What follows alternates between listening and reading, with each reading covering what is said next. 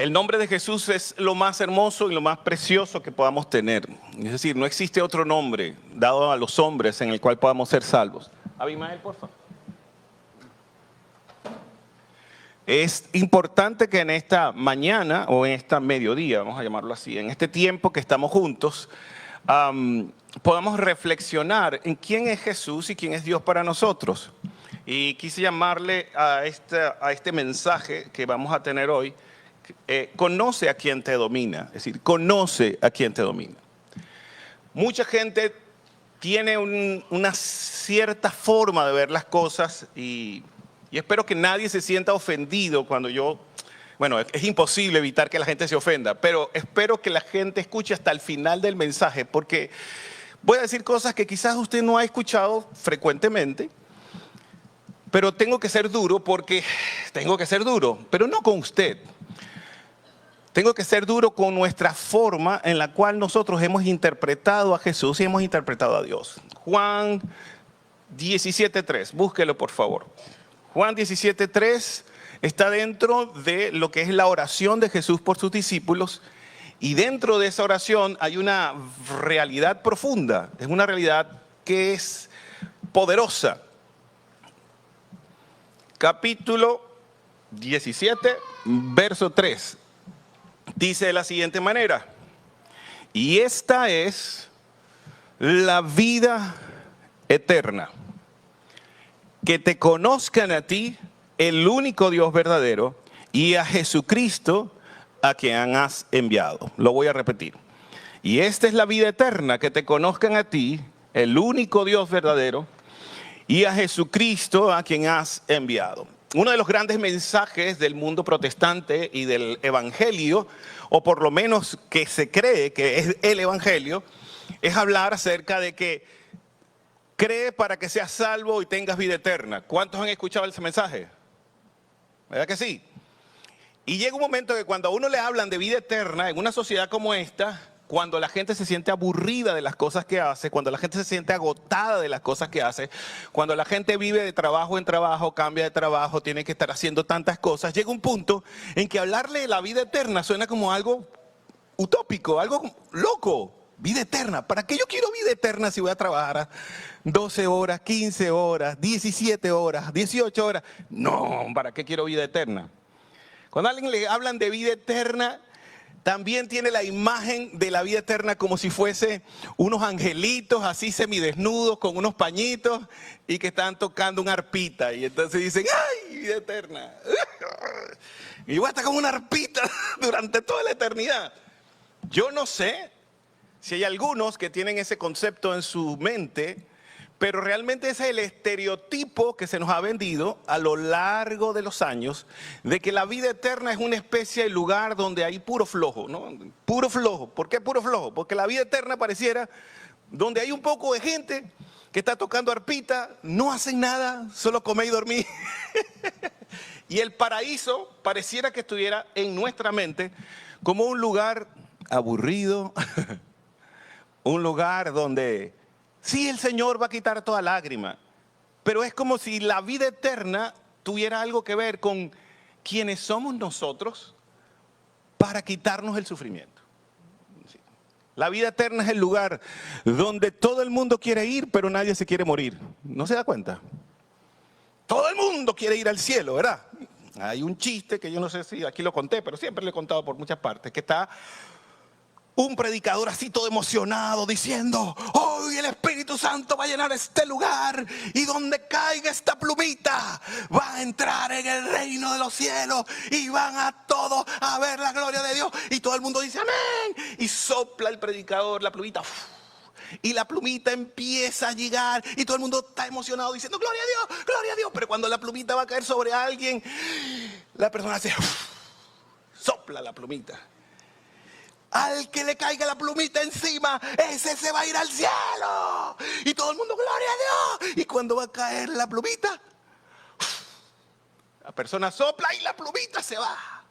Y cuando la plumita sigue flotando, ya está llegando casi al final del banco. Sabes que ya al final llegan los que normalmente nos sentamos los que llegamos tarde, o los que son los diáconos, o los que son servidores. Pero el resto Tratamos de buscar la parte de atrás, todos los que llegamos, tratamos de que llegamos retrasados. Pero entonces cuando va llegando la plumita sobre una viejita, mira, todo el mundo veía, la viejita se va para el cielo, la viejita se va para el cielo. Y todo el mundo emocionado porque va a caer la plumita y llega el momento en que ya está a punto de tocar la plumita a la viejita hace y sopla la plumita. Porque muchos tenemos el estereotipo de que todo el mundo quiere ir para el cielo. Esa es la mentalidad que todo el mundo tiene. Pero la idea del cielo como un lugar, por causa de todas las cosas que estamos viendo a nuestro alrededor, se ha desgastado en la mente del ser humano porque el ser humano no comprende la mente de Dios. Porque no le conoce. Por eso la frase, y esta es la vida eterna. ¿Cuál es la vida eterna? Es un lugar, es un sitio, es una parte donde hay calles de oro y mar de cristal y entonces ahí tengo que llegar. Realmente esa fue la intención de la ilustración que el Señor nos dio en el Apocalipsis. Porque tenemos un gran problema con los estereotipos. Y los estereotipos son esa imagen o esa idea aceptada comúnmente por un grupo o por una sociedad con un carácter inmutable, como que eso no va a cambiar. Si a mí me lo explicaron así, listo. Dígame si usted viene de una secta o si viene de una religión X, de cualquiera que sea su nombre, siempre va a ser un estereotipo de vida porque usted tiene una imagen de lo que la gente le dijo, lo que se lo dijo un pastor, se lo dijo un grupo de personas, pero al final, lo que realmente va a importar es qué es lo que realmente usted cree al final de todo. Por lo menos en este proceso donde yo estuve prácticamente muerto en enero, porque prácticamente estuve muerto, mientras yo estaba allí en el hospital, el doctor lo único que me dijo fue, colapsaron sus órganos, ya no sabemos qué hacer, ni siquiera sabemos qué tiene.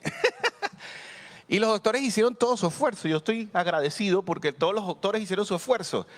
Pero allí, cuando uno está delante de la muerte, es que uno empieza a decir, Señor, de verdad lo que hice te agrada. Señor, de lo que verdad yo hice tiene sentido todo el trabajo hasta el día de hoy. Puedo decir, me puedo ir en paz. Y eso es profundo, porque muchos de nosotros hoy en día no tenemos el deseo de morir. Y no tenemos el deseo de morir es porque no tenemos las cuentas claras. Aún siendo cristianos no tenemos las cuentas claras. Tenemos una enorme carga física y emocional porque muchas veces nos sentimos culpables de cosas que no nos pertenecen o nos sentimos avergonzados por cosas que realmente no deberíamos de sentirnos avergonzados. Pero otras que deberían de darnos vergüenza, no nos dan vergüenza. Y cuando venimos a ver, todos creemos que es nuestro grupo religioso. Bueno, es que si soy católico, es que si soy bautista, es que si soy evangélico, es que si soy protestante, entonces ya yo tengo un lugar ganado. Pero el problema es que no hay ningún grupo religioso, no existe ningún grupo en la tierra que nos pueda dar la oportunidad de conocer a Dios. Porque uno no conoce a alguien por lo que le cuentan de ese alguien. Uno conoce a una persona cuando pasa tiempo con ella. Usted no puede conocer a su esposo si no pasa tiempo con él. Por eso es que hay algunas personas que dicen, ay, tu esposo sí es bello. Y luego la esposa dice, ay, se vive con él para que lo conozca. O al revés. Ay, qué esposa tan bella tú tienes. Vive con ella para que vea. Y la vas a conocer. Porque es verdad. Muchos de nosotros estamos llenos de estereotipos, es decir, una imagen que los demás dicen acerca de nosotros, pero nadie nos conoce. Y no nos conocen. En el tiempo de Jesús, cuando Jesús caminó en la tierra, habían muchísimos estereotipos. Los judíos como religión, escuchen que hay una gran diferencia entre judíos como pueblo y judíos como religión. Los judíos como religión tenían una forma de pensar, de que nadie que no fuese judío no podía estar cerca de Dios, punto. Y si lo estaban, era bajo las condiciones judías. ¿Estamos de acuerdo? Los judíos como religión tenían sus propias costumbres, sus propios hábitos, sus propias maneras de hacer las cosas. Y dentro de los mismos judíos y la religión judía, porque separen esto, judíos como nación y judíos como religión, son dos cosas distintas, para que la gente no se confunda. Y es tremendo que aún dentro de la religión judía habían sectas. Y estaba la secta de los fariseos, estaba la secta de los saduceos y estaba la secta, o bueno, ya no es la secta, pero el conjunto de trabajadores que eran los escribas. Porque los escribas eran los que en la época eran los académicos, vamos a decirlo así, casi como decir los científicos. Pues los escribas eran los que llevaban y plasmaban los libros, llevaban los documentos, eran unas personas que estaban ahí metidos en el servicio público, pues. Y les cuento esto es porque ahí fue donde apareció Jesús. En un ambiente religioso, todos se suponen que tenían que creer en Él. Todos se supone que tenían que conocerlo. Era un ambiente donde todo el mundo conocía la palabra o conocía acerca de Jesús. No sé si me explico. Si conocían acerca del Mesías que vendría, etcétera, pero no podían ver a Jesús como el Mesías. Lo cierto es que todo el mundo tenía un estereotipo. Los romanos y las otras naciones representaban otro estereotipo. Era la gente que no podía pertenecer a nosotros. Ellos eran los mundanos, ¿no? Es decir, son los que no pueden pertenecer a nosotros. Y en el caso de Jesús, Jesús estaba tratando de llegarle a su pueblo, porque él, como lo dice Juan capítulo 1, verso 11, dice que a lo suyo, es decir, a lo que él quería hacer, a lo suyo vino, pero los suyos, en plural, los suyos, no le recibieron. Es decir, Jesús vino con un propósito a la tierra, pero la gente que debería reconocerlo no se dio cuenta que estaba allí. Pero no los reconocieron, no los que no conocían la historia de Jesús. Es decir, no los reconocieron los que estaban yendo a la sinagoga todo el tiempo, a los que escuchaban la palabra todo el tiempo, a los que leían la palabra todo el tiempo. Es decir, a todos los que tenían información acerca de Jesús, esos no lo reconocieron. No pudieron reconocer al Mesías. Y uno de los grandes problemas que tenemos ahorita es que los mismos cristianos no pueden diferenciar entre lo que tienen por dentro y entre quién es Dios. No logran diferenciar entre quiénes son como personas y quiénes son realmente dentro del contexto de un grupo o un grupo religioso, vamos a llamarlo así. Y digo grupo religioso, ¿por qué? Porque muchos de los que están aquí vienen de diferentes formaciones doctrinales. Todos de los que estamos aquí vienen de diferentes formaciones doctrinales. Pero la doctrina de las organizaciones no necesariamente es lo que Dios quiere enseñarte en lo íntimo. Y esto es bien importante. Porque ¿cómo vas a comprender el corazón de Dios si no pasas tiempo con Él? Si yo no paso tiempo con Él, yo no voy a poder diferenciar cuando una iglesia me está diciendo algo que es en verdad y cuando me está diciendo una iglesia algo que es mentira. Es decir, no puedo diferenciarlo. Y más todavía si yo me enamoro más del estereotipo que de lo que la palabra me dice. Porque en el caso de los judíos tenían muchísimas sectas, pero las tres principales que habían en la época de Jesús eran los fariseos, que vendrían siendo como los protestantes de hoy en día, que son tan correctos, que ellos ya creen que se tienen ganado el cielo. Y entonces como se tienen ganado el cielo, para ellos el cielo es el cielo. Y aquí el que quiera pasar para el cielo tiene que hacer lo que los protestantes decimos. Y ojo, para que nadie se asuste, yo soy hijo soy la tercera generación de cristianos en mi familia. Es decir, gente del Señor, evangélicos que amaron al Señor. Pero en mi familia tenía católicos, tenía sana doctrina, tenía a lo que ellos llaman la iglesia unitaria, solo Jesús. En mi familia tenía bautista, en mi familia tenía presbiteriano, en mi familia tenía... Y cada uno decidió. Mi abuela tuvo 11 hijos y de los 11 hijos cada quien decidió creer lo que le dio la gana. No sé si me explico. Pero había algo que caracterizaba el estar en familia. Que era que a pesar de que cada uno tenía su religión y su forma de creer las cosas, no podía faltar un diciembre, no podía faltar una boda y no podía faltar un funeral donde todos no estuviéramos. ¿Me explico?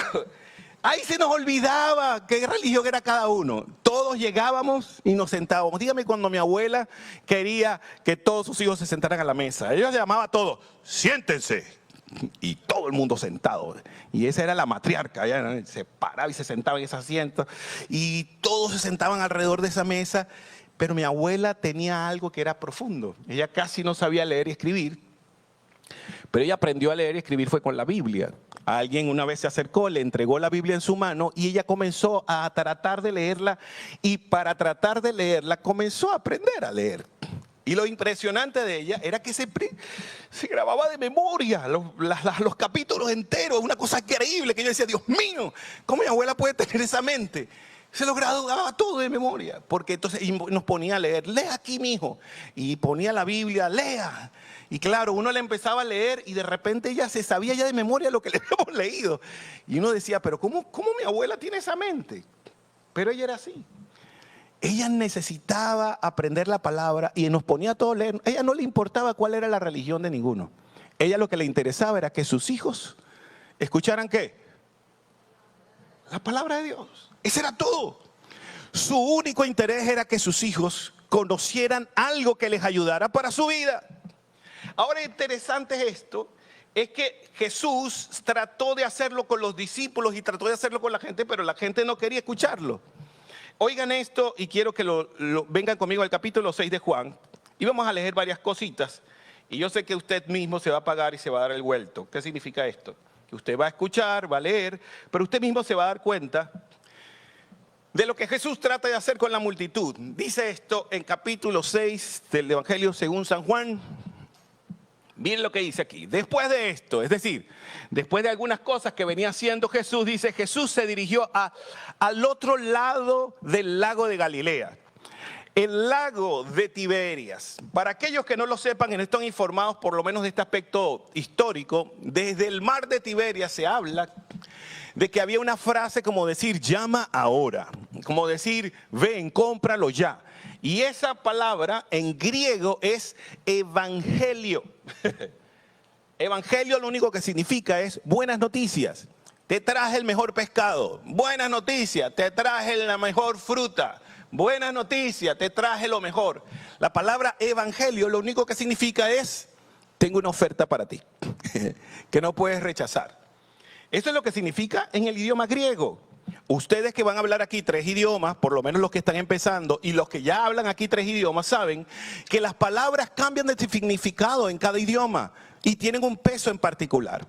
Ahora, con el paso de los años, la gente habla del evangelio como si fuera una cosa así como que dijimos, el evangelio de Jesucristo. Pero cuando habla del evangelio de Jesucristo, hay unos estereotipos del evangelio de Jesucristo que la gente cree que el evangelio de Jesucristo es pararse en un púlpito y hablar. Eso es el evangelio de Jesucristo. Y la gente piensa, yo sigo el evangelio. ¿Por qué? Porque yo veo a alguien que está predicando. O yo tengo el evangelio de Jesucristo porque yo vine y le hice a una persona repetir una oración y le dije, ay, ora para que aceptes al Señor. Y la persona repitió la oración y después me olvidé de esa persona y más nunca la vi. Ya hice la oración, ya hice el evangelio, ya la persona repitió la oración, ya hice el evangelio. Hay personas que tienen la palabra evangelio como fui al culto y me fui a mi casa y piensan que el evangelio es eso. Pero lo interesante del evangelio es que el evangelio es más allá que decir o hablar de una tradición o de una costumbre de un grupo religioso. El evangelio tiene que ver con lo primero que leímos. Lo que Jesús dijo, esta es la vida eterna. ¿Cuál es la vida eterna? ¿Cuál es la vida eterna? Que te conozcan a ti, único Dios verdadero. ¿Y a quién? Y a Jesucristo. Ok, que la vida eterna comienza es con saber quién es la persona que está influenciando mi vida o quién es la persona que yo he decidido conocer para aprender de él. Y una de las cosas que tenemos que entender con el evangelio es que estamos confundiendo nuestras tradiciones religiosas con la palabra de Dios. Y algunos utilizan la tradición religiosa para no estudiar la palabra de Dios, para no leer la Biblia, para no escudriñar las escrituras. Y se conforman con una gotita de la palabra de Dios solamente los domingos. Y el problema aquí es que si no conoces a Dios al cual tú dices creer, vas a terminar comportándote como los estereotipos y vamos a tener un problema. Que no vas a saber quién es Dios a la hora de tomar una decisión. Yo tenía 15 años, 15, cuando leí la Biblia completa de Génesis a Apocalipsis por primera vez. Y la leí completa porque yo estaba molesto con mis papás. Porque yo estaba molesto porque el evangelio me había robado a mis papás. ¿Por qué? Porque era lunes culto hasta el domingo culto. Y ni siquiera nos íbamos a comer una hamburguesa. Y ni siquiera nos íbamos a pasear. ¿Por qué? Tú eras culto. Y llegó un punto en mi vida donde ya con 14, 15 años me había intentado suicidar 2 veces. Con 14 años, 15 años ya estaba, porque escuchaba mucha religión, muy bien, escuchaba mucha palabra de Dios, pero la vida de mis padres era una sola pelea. Esa era una discusión terrible. Ellos eran gente de Dios, pero tenían unas cargas terribles. Y cuando les decían, vayan al psicólogo, no, eso no es de Dios, eso es del diablo. Y la mayoría de la gente que dice que no va al psicólogo porque el psicólogo es del diablo, yo a veces digo, Dios mío, ¿por qué la gente, como dice la Escritura, dice mi pueblo muere por falta de conocimiento? Es porque precisamente la palabra psique, ¿qué significa? A ver, los que estudian, ¿qué significa? Alma, eso es lo que significa. Alma, no es mente, es alma. Psique es alma. ¿Y logía qué es? Razonamiento, lógica.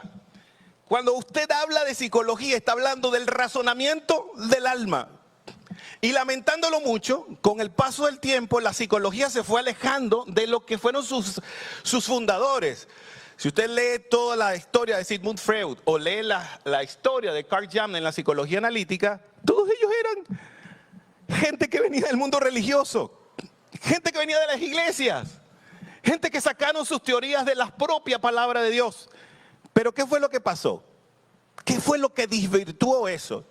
Precisamente el hecho de los estereotipos. Porque nos quedamos con los estereotipos y ahogamos y asfixiamos a otros porque no les ayudamos a conocer a Dios, sino que los asfixiamos hasta el punto que la persona no lo entiende. Y por eso cuando Jesús llega al lago dice, y una gran multitud lo seguía, estaba todo el mundo, mira, porque veía las señales que hacía en los enfermos. ¿Por qué la gente seguía a Jesús? Dice, y una gran multitud lo seguía porque veía ¿qué? Como lo dijo ahí, por los beneficios, pero veía ¿qué? Las señales. Y ahí es donde está la pregunta. ¿Cuáles son las señales de la iglesia de hoy? ¿Y cuáles son las máscaras que nos hemos puesto hoy en día al punto de que la iglesia ha dejado de ser relevante? Y aquí ha sido muy interesante, y cuando digo la iglesia no estoy hablando de esto, estoy hablando de todas las iglesias. Estoy hablando desde la iglesia católica hasta la iglesia protestante.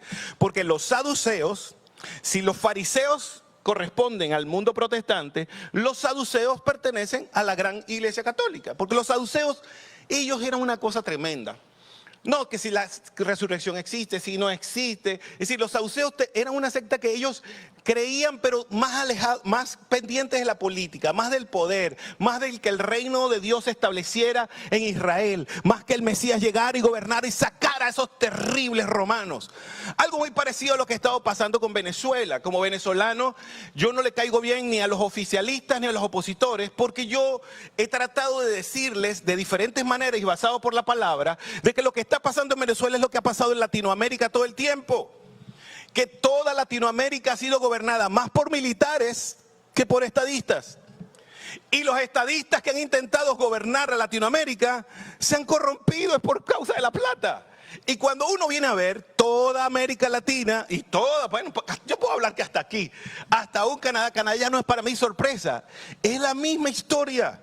La corrupción es la misma y todos tenemos el estereotipo de que va a llegar un Salvador y va a hacer que hoy sí, este año sí, mi votación va a ser buena y este año un gobierno nuevo va a cambiar las cosas.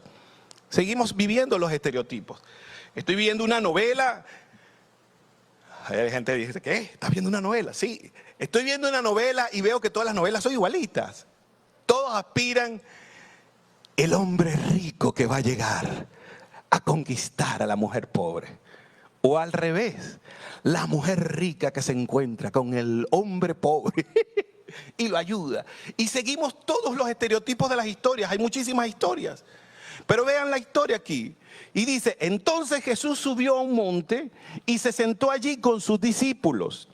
Y cuando uno habla de discípulos, uno piensa en personas que se comprometieron con él, que pasaron tiempo con él. Es decir, que habían seguidores de Jesús, pero habían discípulos de Jesús.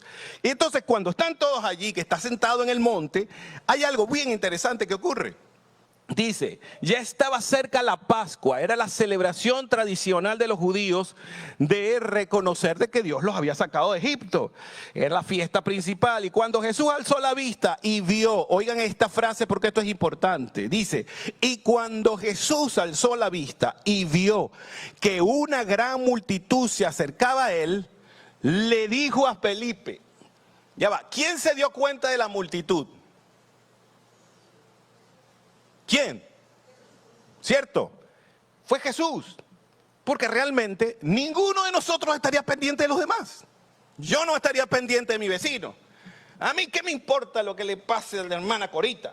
Ay, a mí qué me importa lo que le pase al hermano Manuel. No me importa. A mí qué me importa lo que le pase a la hermana Reina.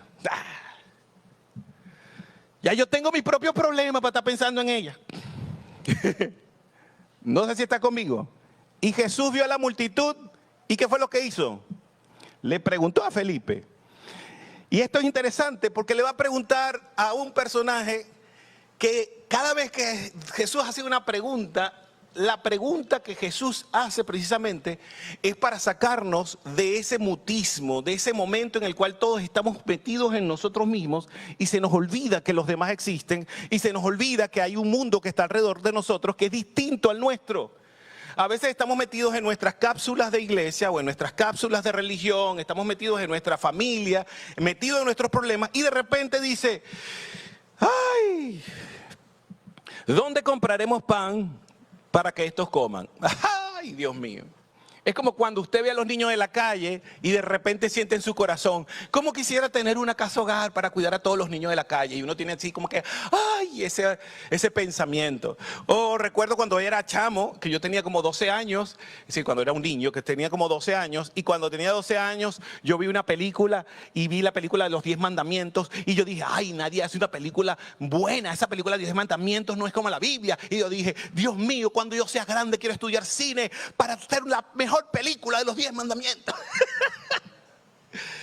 Pero lo que sí sé es que no hay cosa que a usted se le cruce por la mente que no haya sido que Dios le puso en el corazón un deseo, un anhelo. Y a veces Dios pone ese anhelo y lo primero que pensamos es que no somos capaces de lograrlo. Dice así, ¿dónde compraremos para que estos coman? Pero decía esto para ponerlos ¿a qué? Interesante. Pues él ya sabía lo que estaba por hacer.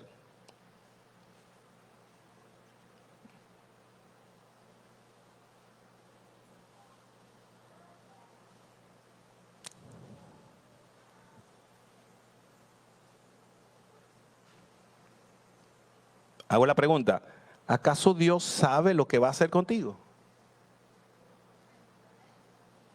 Ok, algunos amén salieron. Es decir, cada vez que Dios te hace una pregunta y te pone una necesidad y un desafío que es más grande que tú, es porque Dios está preocupado en cómo vas a responder a lo que Dios está poniendo en tu corazón. Quizás para ti parezca grande. En el caso de los venezolanos creían, pensaban o han pensado de que la culpa de lo que está pasando en Venezuela es por culpa de los gobiernos. Y les voy a ser sincero, es verdad. Todos los gobiernos han sido malos, no ha habido ni uno solo bueno. Y el que ha sido medio bueno, que la gente le llama medio bueno, cuando yo viví esa época, yo recuerdo cuando la gente hablaba en las busetas, en las camionetas, en los troques, en los camiones, cuando la gente decía, ¡ay, ojalá viniera alguien y acabara con todo esto! Porque estamos sufriendo. Solamente porque el gobierno había aumentado unos céntimos el pasaje. Y la gente en aquella época pedía que viniera alguien con mano dura. Y ahora tenemos una inflación que según lo que dicen por ahí es más del 300,000% la inflación. más del 300,000% desde que se montó la persona que ellos decían que tenía que gobernar con autoridad. Porque eso es lo que pasa cuando pensamos en estereotipos. Todo el mundo tiene el estereotipo de un salvador humano. Hay muchos que aquí están esperando que los hijos respondan a la necesidad que tienen ahora como ancianos, porque esperan que si ustedes cuidaron a sus hijos, son sus hijos los que van a cuidar de ustedes. Hay algunos que están esperando aquí que él sea la pareja. Necesito un esposo que venga y me ayude en mi soltería. Hay otros que están esperando aquí es que el día que yo termine de divorciarme, ahí sí me va a ir mejor. Y entonces todo el mundo está esperando que pase algo, porque ese algo creo que lo va a hacer vivir mejor. Pero aquí el gran problema es que no sabes ni siquiera qué es lo que quieres, o no sabemos qué es lo que queremos. Porque no conocemos a Dios, y quien no conoce a Dios no puede conocerse a sí mismo. No importa en qué grupo religioso estés, estás perdido si tú piensas que Dios te ama por ser bautista. Estás perdido si tú piensas que Dios te ama por ser pentecostal. Estás perdido si piensas que Dios te ama por ser católico o mormón o testigo de Jehová. Estás perdido si tú todavía estás pensando que por lo que tú le das a Dios es que Dios te ama. Porque estamos graves con el pensamiento de que lo que hacemos para Dios es lo que hace que Dios nos ame. Y es al revés. Por eso es que Él pone a prueba y le dice, hagan algo. Y dice aquí, Felipe, como todos nosotros responderíamos a Dios, ni 200 denarios de pan bastaría para que cada uno de ellos recibiera un poco. Es decir, lo que todo el mundo responde, Señor, no tengo plata. No tengo plata, ¿cómo te voy a servir si tengo que preocuparme por alimentar a mi familia? ¿Cómo voy a hacer algo por ti si ya estoy viejo? Ya estoy viejo, ya yo lo que necesito es el retiro. Ya yo lo que necesito es descansar y que nadie me moleste. Señor, ya yo lo he hecho todo, ¿para qué yo voy a darte más? Ya yo llegué hasta donde tenía que llegar. Y siempre tenemos algo que decirle a Dios. No tengo dinero. No tengo la ropa adecuada, no tengo los zapatos adecuados, no tengo la iglesia correcta, no tengo nada. Y como no tengo nada, y lamentándolo mucho, esa es la mentalidad de pobre. La mentalidad de pobre es cuando una persona vive pensando en lo que no tiene y no ama y no sabe valorar lo poco que tiene. Entonces Jesús viene y dice, bueno, Felipe le responde, mira, ni 200, pero entonces Andrés salió como siempre un Andrés. Y este Andrés es interesante porque Andrés fue el que cuando Juan el Bautista dijo, miren, ese es el Cordero de Dios que quita el pecado del mundo. Ese fue el que salió corriendo a buscar a Pedro. Andrés siempre estaba adelantado. A él Jesús no lo llamó directamente, sino que Andrés fue y se presentó frente a Jesús. ¿Cuántos Andrés necesitamos hoy en nuestras iglesias? Personas que no estén esperando que alguien les llame y les diga, ¿es que acaso quieres servir? No, Andrés era, aquí estoy. Y Andrés fue el que dijo, mira, aquí está. Aquí dice Andrés que era hermano de Simón, dijo, mira, aquí está un niño que tiene 5 panes de cebada, 2 pescados pequeños. Pero como siempre y desde el mismo punto de vista dice, pero ¿qué es esto para tanta gente? Y yo sé que muchos de nosotros estamos aquí en Canadá, algunos con 20 años, 30 años, algunos acaban de llegar, algunos tienen unos meses. Pero la pregunta es, ¿qué tengo yo para darle al Señor? ¿Qué es todo esto poquito que yo tengo? Yo veo que hay gente que viaja por el mundo, yo veo que gente que se vuelve gran predicador, que se vuelve gran cantante. ¿Qué tengo yo? Pero no importa cuán niño seas, no importa cuán bajo te sientas. Lo tremendo es que Dios está haciendo la pregunta, ¿quién está dispuesto a alimentar a la multitud? Nunca Jesús le dijo, ¿quién está dispuesto a orar por la multitud? ¿No están viendo este pasaje no es, ¿cuántos están dispuestos a orar? Yo estoy seguro que mucha gente hubiera levantado la mano, yo oro, Señor. Pero cuando les digo que tienen que sacar cuentas y que ellos tienen que organizar todo para alimentar a una multitud, y escuchen, ¿cuántos eran? 5,000. 5,000 hombres, que usted si multiplica, serían como ¿cuántos? Como unas 15,000 personas. Imagínense que un hombre tuviera una sola mujer y un solo hijo. Multiplique eso. 5 por 3. Como unas 15,000 personas habían ahí. Y si usted analiza todo eso, Jesús está lanzando un desafío a ellos y le está diciendo, es hora de que ustedes vayan y ustedes se atrevan a ir y puedan alimentar a la población. Y alimentar a la población significa que yo me tengo que organizar. Y la multiplicación de Jesús no vino sino hasta el momento en el cual ellos le entregaron en sus manos lo que el niño tenía. Y dice aquí, Jesús tomó aquellos panes y luego de dar gracias los repartió entre los discípulos. ¿Los repartió Jesús entre la gente? ¿Los repartió Jesús entre la gente? No. ¿A quién se los dio? ¿A quiénes estaba probando? ¿A la gente?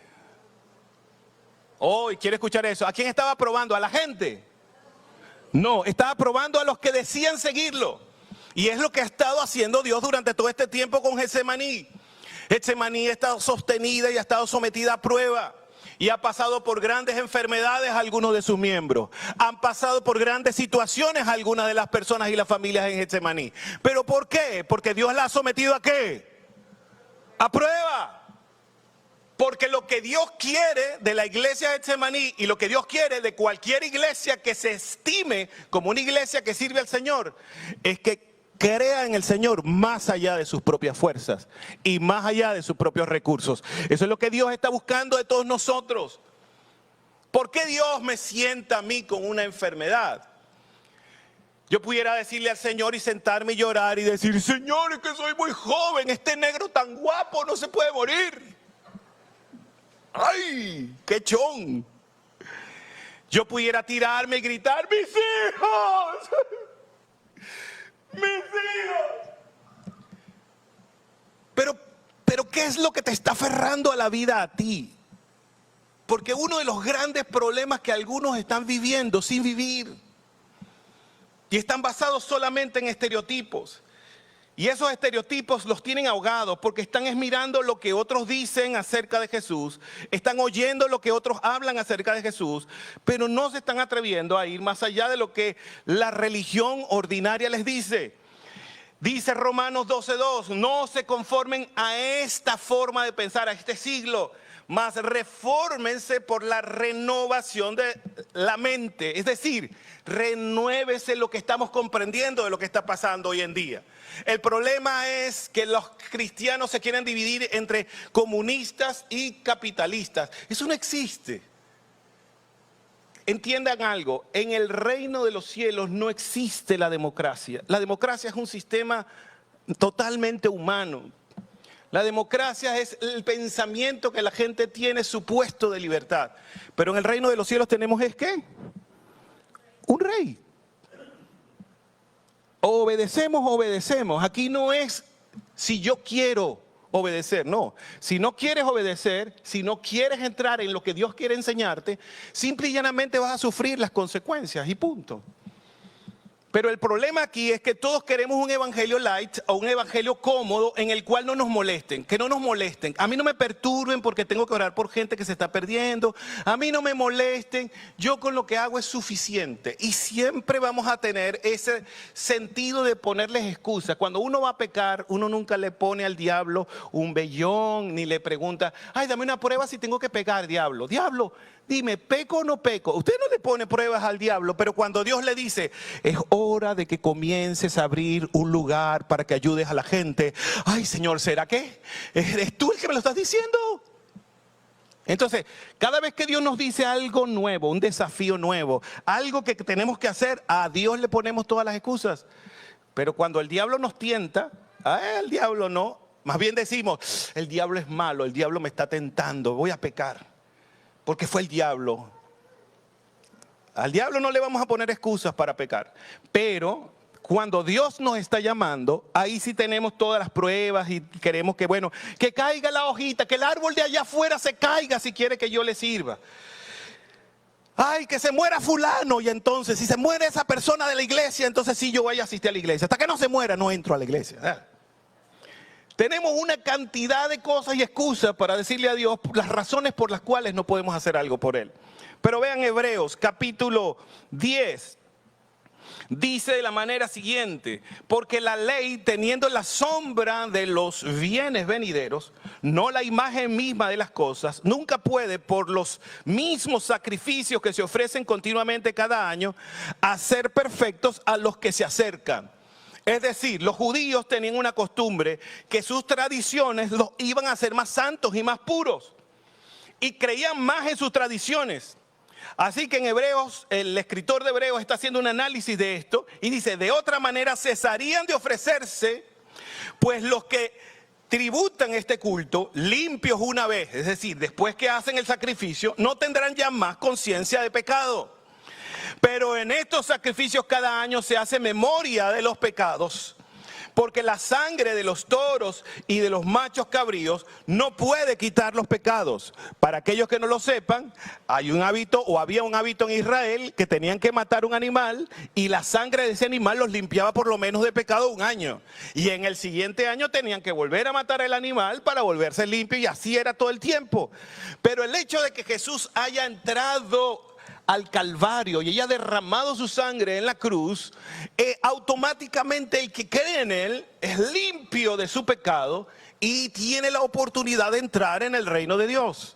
Es decir, Dios te ha perdonado no por lo que tú haces por él, sino que él te amó primero, nos amó primero y se entregó para que pudiéramos tener vida y vida en abundancia. Pero aquí hay un detalle, y escuche esto, Efesios capítulo 6, verso 6, dice, no sirviendo al ojo como a los que agradan a los hombres, sino como siervos de Cristo, haciendo de ánimo la voluntad de Dios. Es por eso que cuando Dios te está diciendo que hagas su voluntad, lo primero que Él dice es que no puedes hacerlo para que otros vean lo que tú haces, o para que otros miren cómo tú lo estás haciendo o cómo yo lo estoy haciendo, sino que si lo vas a hacer, hazlo con ánimo pronto, porque lo estás haciendo como siervo de Dios y con ánimo de hacer la voluntad de Dios. Ahora la pregunta es, ¿cuántos estamos dispuestos a hacer la voluntad de Dios de la manera que Dios quiere? Por eso dice, no se conformen a este siglo, sino renuévense en la renovación de su entendimiento para que experimenten cuál es la buena voluntad de Dios, agradable y perfecta. ¿Qué significa la voluntad de Dios agradable y perfecta? Dice Mateo capítulo 15, verso 8 al 9.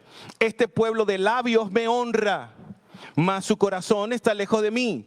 Pues en vano me honran, enseñando como doctrinas mandamientos de hombres. Uno de los grandes problemas que tenemos ahorita en nuestra sociedad es que respetamos más las reglas de las congregaciones que la propia palabra de Dios. A veces tiene más valor el púlpito y cómo se ve bonito el púlpito a una viejita que se cayó y se lastimó un pie. O a una persona que está pasando por una necesidad muy difícil y todavía nos hacemos la pregunta, Señor, ¿lo ayudo o no lo ayudo? Estamos pasando por una esquina y sabemos que alguien está necesitando de nosotros, se nos olvida. O de repente Dios nos pone en la mente, llama a fulano. Y ya estoy hablando de su propia familia. A veces Dios te está colocando la necesidad de alguien en tu mente y todavía estás discutiendo con Dios. Yo a esa persona no la ayudo. ¿Por qué? Porque esa persona me humilló. Y Dios te dice, a mí no me importa lo que tú pienses. Yo quiero que ayudes a esa persona. No, pero es que yo no le ayudo porque este hermano mío nunca me ha entendido. Yo no te pregunté si tu hermano te entiende o no. Yo te puse esto en tu corazón. Ayúdalo. No, pero es que ese jefe no merece lo que yo soy. No, nunca ha tenido un empleado como yo. Ese jefe no tiene un empleado como yo. Y el Señor dice, yo sé, pero soy yo el que te está formando a ti. A mí no me importa tu jefe. Yo quiero que seas tú el que lo trates bien, aunque él te trate mal. Y esto es lo que hace que mucha gente diga, este tipo está loco. ¿Por qué este tipo está loco de esta manera? ¿Cómo es posible? Y yo quiero que vean esto porque precisamente en el capítulo 6 de Juan, cuando Jesús está tratando de explicarle a los discípulos, denles de comer, ellos hicieron todo su esfuerzo. Y Jesús multiplicó los panes y los peces. Y entonces cuando multiplicó los panes y los peces, que ellos pensaban, bueno, todo se terminó aquí ya. Y dice, cuando Jesús se dio cuenta de que iban a venir para apoderarse de él, es decir, cuando se dio cuenta que la gente después de comer, después de estar bien saciada, estoy hablando en el verso 15 del capítulo 6 de Juan, cuando se dio cuenta, dice, que ellos querían apoderarse de él para hacerlo rey. Es decir, ellos querían manipular la situación para hacer que Jesús hiciera lo que ellos querían. Porque este es el gran problema, que todos queremos que Dios haga lo que nosotros queremos. Es decir, yo estoy planificando mi casa, Dios la tiene que hacer de esa manera. Yo estoy planificando mi trabajo, Dios me tiene que dar el trabajo de esa manera. Y entonces todos planificamos el cómo Jesús tiene que hacer las cosas. Esto es muy gracioso porque todos nosotros somos expertos en explicarle a Dios cómo nos debe tratar. Pero no somos capaces de sentarnos y reflexionar cómo Dios quiere ser tratado y cómo Dios quiere que realmente nos acerquemos a Él. Sino que nos quedamos con el estereotipo de la iglesia evangélica católica o de la iglesia evangélica protestante o de la iglesia inventada que nos inventamos por ahí, porque ahorita todo el mundo tiene un sincretismo de cosas tan extrañas. Todo el mundo. Estoy hablándole aquí a un pocotón de gente que está viendo TikTok o que está viendo Instagram o que está viendo Facebook o que está viendo algo en las redes sociales y todo lo que hay ahorita es una mezcla. Ya nadie sabe en quién creer. Las nuevas generaciones no saben ni lo que es fe. Usted le dice a la gente pecado y la gente no sabe lo que es pecado. Más bien dice, qué rico. Sí, mi pecadito es comer chocolate. Mi pecado es comerme un dulce. La gente no sabe lo que es pecado. Porque la gente no, tú le explicas y no lo entiende. Pero, ¿saben qué? Hay algo de lo cual no puedes escapar. Que es que no tienes excusas para saber de que toda persona que no se conoce a sí mismo es una persona que se ha alejado de Dios. Porque si tú dices que tú conoces a Dios, entonces tú sabes a lo que a Dios le agrada. Porque el que busca a Dios tiene que creer que le hay y que Él es el que recompensa a los que le buscan. Nadie que no se conoce a sí mismo no ha conocido a Dios. Y el que dice que se conoce y está bajo los estereotipos de esta sociedad, entonces todavía sigue siendo una persona que está perdida. Porque los estereotipos de esta sociedad se va a parecer a la de los fariseos, a los de los escribas, a los de los saduceos, que es un tipo de estereotipo que está basado en lo político. O eres comunista o eres demócrata, o eres, ¿cómo se llama? O eres de los globalistas o de los patriotas, o eres de los, ¿cómo se llama? Ya va, porque es que hay tantas bromas, o eres de la generación woke, o eres de la generación, ¿cómo se llama? Retrógrada. Lo cierto es que siempre te van a poner un calificativo, pero lo único que te va a diferenciar de los otros grupos es cómo estás escuchando la voz de Dios. Una vez hablando con mi hermano Gabriel, estábamos compartiendo y él hablaba acerca de un sueño, de cómo Dios le habló a través de un sueño. Y yo también tuve una experiencia una vez como Dios a través de un sueño me habló. Y yo decía, Señor, ¿qué es esto? ¿Es que acaso tú puedes hablar a través de los sueños? Sí. Usted va a Corintios capítulo 14 y usted va a ver que Dios habla a través de los sueños. Dios habla a través de las enseñanzas. Dios habla a través de diferentes maneras. Pero más importante que todos los sueños que podamos tener, siempre va a estar ahí, ¿qué? La escritura, para confirmar si el sueño que tuviste, si la inquietud que tuviste, si eso que se está moviendo en ti es o no de parte de Dios. Lo cierto es que Dios habla y sigue hablando hoy. Y lo que Dios está demandando es que ya no sigas poniendo excusas ante lo que Dios ya ha puesto como un sentir en ti. Tienes que abrir esa casa, abre la casa. Tienes que comenzar a enseñar a gente en el lugar donde Dios te colocó. Abre las puertas de tu casa para que esas personas aprendan. Tienes en tu corazón crear una nueva empresa porque en tu corazón está el deseo de crear una empresa específica para lo que Dios puso en tu corazón. Ábrela, ¿qué estás esperando? ¿Cuántas excusas le vas a poner al Señor para lo que ya ha puesto en tu corazón, que te ha hablado, que te ha dicho, te lo repite una vez, te lo repite en otra prédica, te pone una prédica en internet, te pone una prédica allá, te pone otro hermano allá, te pone otro hermano allá y todavía seguimos con el problema de... Señor, ¿será que esto que tú me dices es cierto? ¿Quién te domina? ¿La culpa?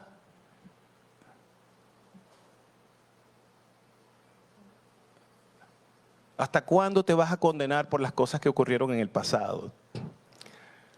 ¿Es que acaso Dios nos puede hacer las cosas nuevas hoy? ¿Qué es lo que te limita? ¿La vergüenza? Dios no avergüenza a nadie. Los que nos hemos caído en vergüenza hemos sido nosotros mismos, los que hemos caído y tropezado porque nosotros mismos nos hemos puesto en vergüenza. Pero Dios no avergüenza a ninguna persona. ¿Cuánto tiempo más va a pasar? ¿Qué estás esperando? Una iglesia no cambia el corazón, pero una relación íntima sí la cambia. La gente que asiste los domingos no es gente que viene a buscar palabra. La gente que viene a la iglesia los domingos debería de ser gente que viene a celebrar la palabra que ha estado recibiendo toda la semana, para confirmar con su pastor y con el líder o cualquier persona que esté predicando aquí lo que ya Dios le ha hablado durante toda la semana. Pero si seguimos escaseando en aprender las escrituras durante la semana, estamos estériles de vida, porque la fe viene por el oír, y el oír ¿por qué?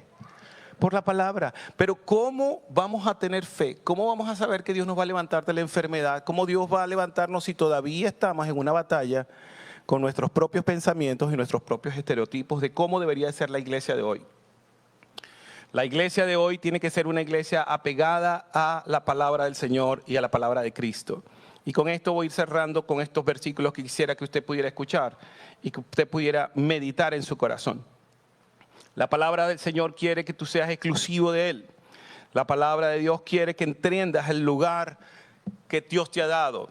Como lo dice en el Salmo 8, oh Jehová, Señor nuestro, cuán glorioso es tu nombre en toda la tierra. Has puesto tu gloria sobre los cielos, de la boca de los niños y de los que maman fundaste la fortaleza. Para hacer callar, dice, de la boca de los niños, y de los que maman fundaste la fortaleza a causa de tus enemigos. Para hacer callar al enemigo y al vengativo. Cuando veo los cielos, obras de tus dedos, la luna y las estrellas que tú formaste, digo, ¿qué es el hombre para que tengas de él memoria y el hijo del hombre para que lo visites? Le has hecho poco menor que los ángeles y lo coronaste de gloria y de honra. Le hiciste señorear sobre las obras de tus manos, todos los pusiste debajo de sus pies. Ovejas y bueyes y todo, y asimismo las bestias del campo, las aves de los cielos, los peces del mar y todo cuanto pasa por los senderos del mar. Oh Jehová, Señor nuestro, cuán grande es tu nombre en toda la tierra. Dios te dio poder, control. Dios te dio la capacidad de sostener situaciones y tú no puedes permitir que el control lo tome otra persona. No puedes permitir que sea esta sociedad quien te dicte qué es lo que debes vestir, qué es lo que debes comer, cómo debes andar, sino que eres tú mismo el que debes que descubrir lo que Dios te está pidiendo que hagas. Dice la Biblia una vez más, y eso quiero que por favor lo busques en el siguiente pasaje. Dice así, Primera de Pedro 2, 15 al 20, dice, porque esta es la voluntad de Dios, escucha bien, la voluntad de Dios, Primera de Pedro 2, 15 al 20, que haciendo el bien hagáis callar la ignorancia de los hombres vanos, de los hombres vacíos, como libres, no teniendo la libertad como cobertura de malicia o como excusa para hacer lo malo, sino como siervos de Dios. Honren a todos, es decir, honren a todos, es decir, respetemos a todos y démosle su lugar. Amen la fraternidad, teman a Dios, honren al Rey. Siervos, sed sujetos con todo temor a vuestros amos, no solamente a los buenos y humanos, sino también a los rigurosos. Porque esto es agradable. Si alguno a causa de la conciencia delante de Dios sufre molestias padeciendo injustamente, ¿qué gloria es si pecando nosotros somos abofeteados y lo sufrimos? Es decir, si haciendo lo malo pasamos unas situaciones difíciles y de trabajo y lo aguantamos. Si haciendo lo malo lo aguantamos, más sería, más bien si sois afligidos y lo sufren, esto ciertamente es agradable delante de Dios. ¿Qué quiere decir esto? Que muchas veces sufrimos por las cuestiones en las cuales nos metemos, por los problemas en que enrollamos nuestra vida y somos capaces de aguantar aunque sabemos que estamos haciendo lo malo, aunque sabemos que no estamos pagando los taxes, aunque sabemos que estamos evadiendo a la justicia, aunque sabemos que estamos mintiéndole a la gente, pasamos por situaciones muy difíciles y lo aceptamos. Pero si estamos viviendo situaciones de injusticia, pero estamos viviendo para el Señor y por el Señor está esperando de nosotros que entendamos que Él está contento. Si nosotros somos capaces de seguirlo a Él y amarlo a Él. Yo sé que para muchos o para muchos de nosotros es una locura entender esto. ¿Cómo es posible que yo estoy sufriendo y tengo que aceptar esto? ¿Cómo es posible que tuve que aceptar 112 quimioterapias cuando yo quisiera que Dios me sanara en el primer instante? ¿Cómo es posible que yo tengo que pasar por un tratamiento que me ayuda a disciplinarme para aprender a comer, para aprender a dormir y para no seguir trasnochándome de tal manera que destruya mi vida o mi mente? ¿Por qué tenemos que esperar una enfermedad para poder decirle al Señor, Señor, aquí estoy? ¿No? ¿Por qué tenemos que pasar por momentos difíciles para luego decir, Señor, ahora sí voy a predicar, ahora sí voy a hablar de tu nombre? Yo quiero darle gracias al Señor y con esto termino de verdad. Nosotros tenemos aproximadamente 10 años desde que salimos de Venezuela. Pero a diferencia de muchos de nuestros amigos venezolanos, nosotros no salimos de Venezuela por la crisis venezolana. Nosotros salimos de Venezuela porque Dios nos llamó y nos dijo que Él quería que saliéramos de nuestro país porque Él tenía planes con nosotros. Y algunos dirán, pero ¿cómo es eso de que Dios te lo dijo? Dios me lo dijo cuando estaba sola orando con Él y hablando con Él.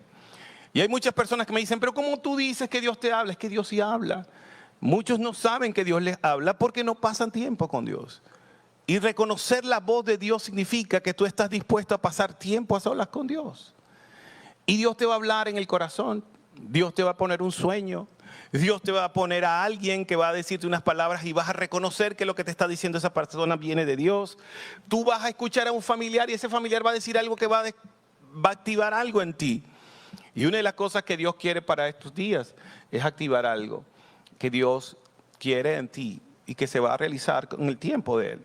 Dios te dice, y eso no se puede apartar de tu boca, dice esto, y quiero que lo veas en Tesalonicenses 4, 3 al 8, dice, pues la voluntad de Dios es vuestra santificación, que se aparten de la fornicación, es decir, de la acción sexual sin compromiso. Y dice, que cada uno de ustedes sepa tener su propia pareja en santidad y honor, no en pasiones desordenadas como los que no conocen a Dios.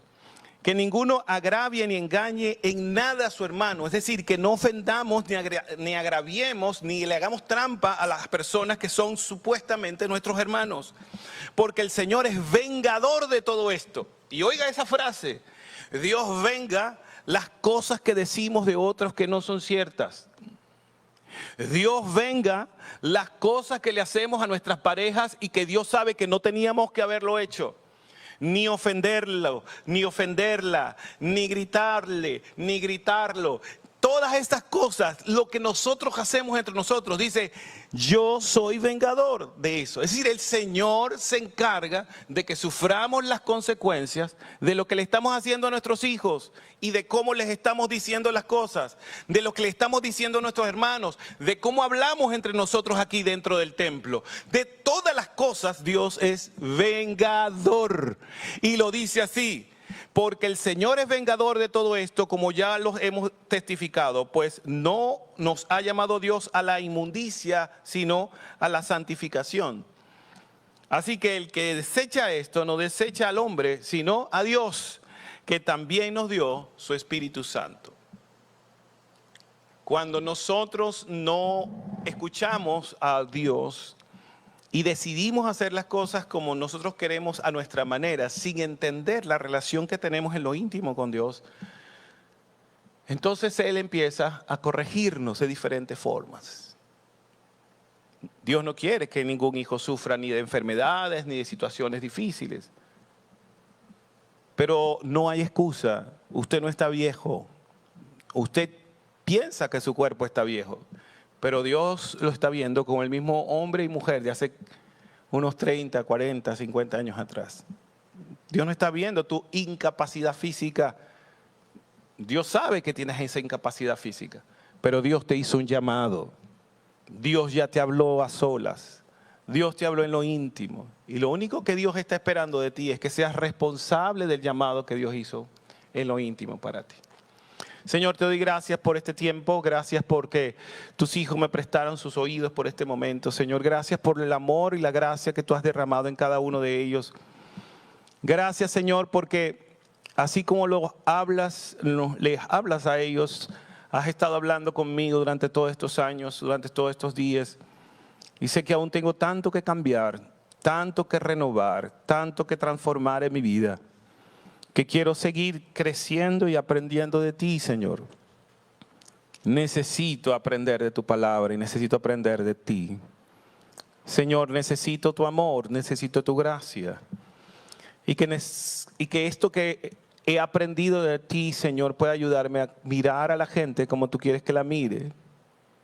Señor, gracias por tanto amor, por tanta fidelidad.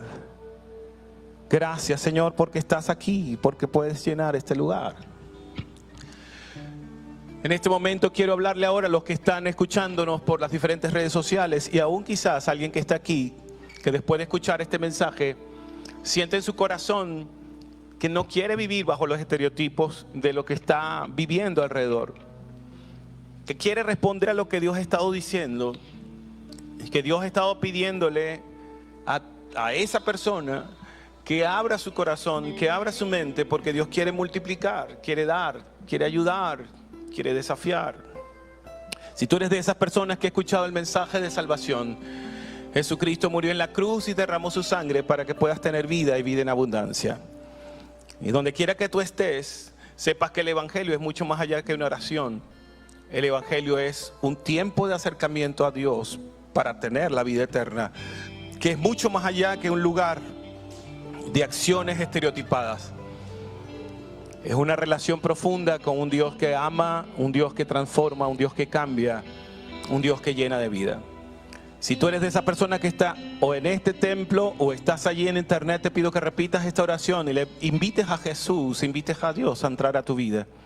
Porque es su Espíritu Santo el que te da la capacidad de hacer lo que debes hacer. Dile de la siguiente manera: Jesús, te reconozco como mi Señor y mi Salvador. Te entrego toda la confusión de mi mente. Te entrego mi angustia, mi ansiedad.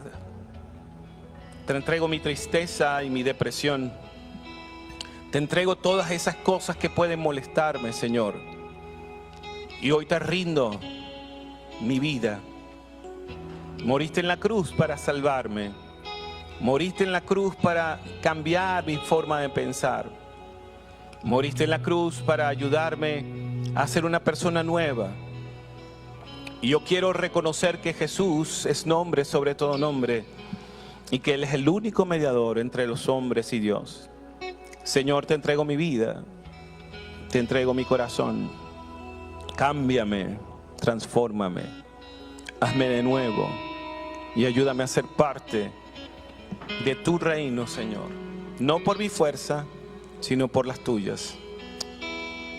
Amén y amén.